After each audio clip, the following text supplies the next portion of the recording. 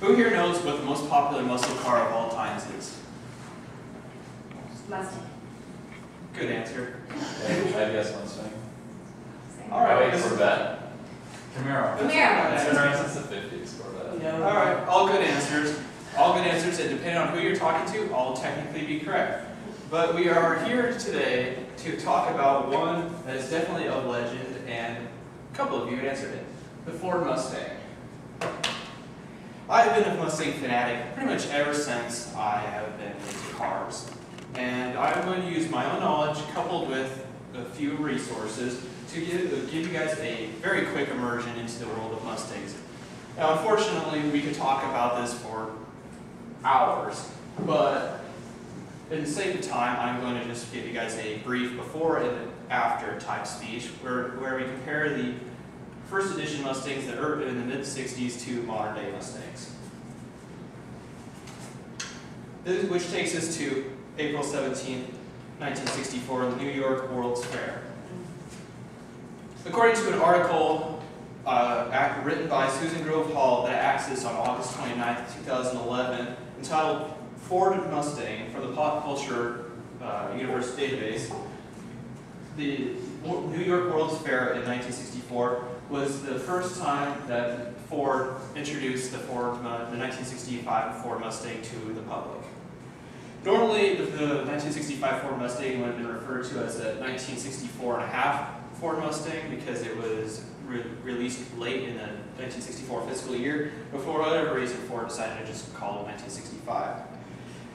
It was initially expected to sell 100,000 units in the first year, but due to its surprising popularity, it actually sold over 1 million units in the first 18 months. It was touted as a sports car for everyone. Again, according to Susan Grove's article, it cited Sports Illustrated saying that Mustang was raceable, especially fast in its optional V8 acceleration, and a plush road car that could be dolled up for attractiveness. It came with a lot of varieties of engine options, including the utterly lame 2.8-liter six-cylinder engine that kicked out an impressive 101 horsepower, according to Edmunds.com. It's an article, Ford Mustang History, which I accessed on August 29th. And to just put that in perspective, my mom's 96 Saturn had 100 horsepower, and that thing is incredibly slow, so the 101 horsepower is really actually quite wimpy. Other options included, but there were several other options, 5 more to be precise, including the legendary K-Code, a four-barrel carburetor with 4.7-liter V8, plus a bunch of other technical crap that made it even more powerful that I would have to take another speech to tell you all about, which kicked out a lusty 271 horsepower. Taking the wide range of engine options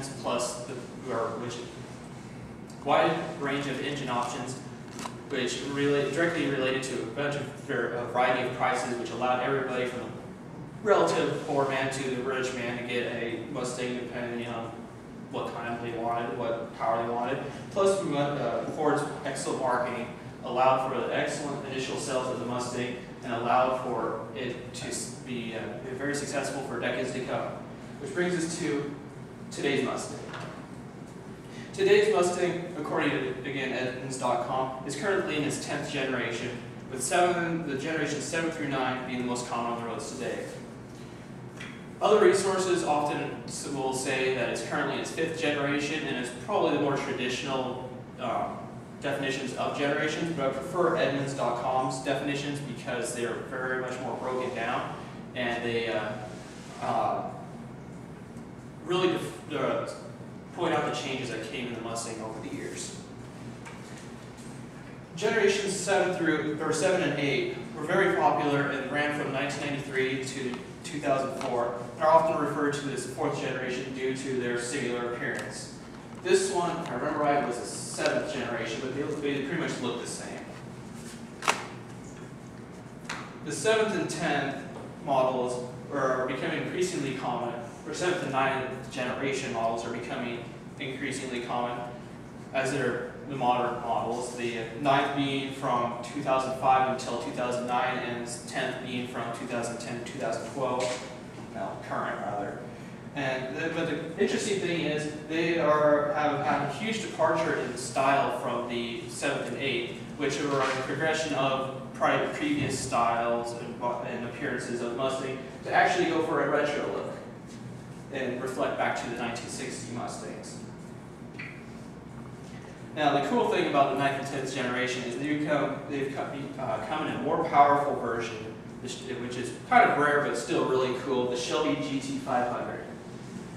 Any guesses what the 500 stands for? Horsepower. You guys got it, horsepower. This thing is a beast. It blows out every other Mustang that ever made by a long shot. To put it in perspective, the current 2012 GT, if I remember right, puts out 330 horsepower. So this is substantially more powerful. And those of you that aren't terribly familiar with the term Shelby, you might wonder where it comes from. It comes from the name Carroll Shelby, who, according to carrollshelby.com, a website about Carroll Shelby's achievements, which I accessed on August 30th, 2011, is a world-renowned automaker and is famous for making the Mustang Cobras. Over the years, Ford has done a great job keeping true to its roots as a muscle car, but has also done a great job changing it over the years to keep it new and keep it fresh and make us all still love it. Mustang's had its ups and downs over the years, but whether or not it's a first generation Mustang with its wide variety of engine options, or a modern Mustang with its retro appearance and its incredible amount of power, it's definitely worth its label as being one of the most famous American muscle cars ever made. Burn some rubber.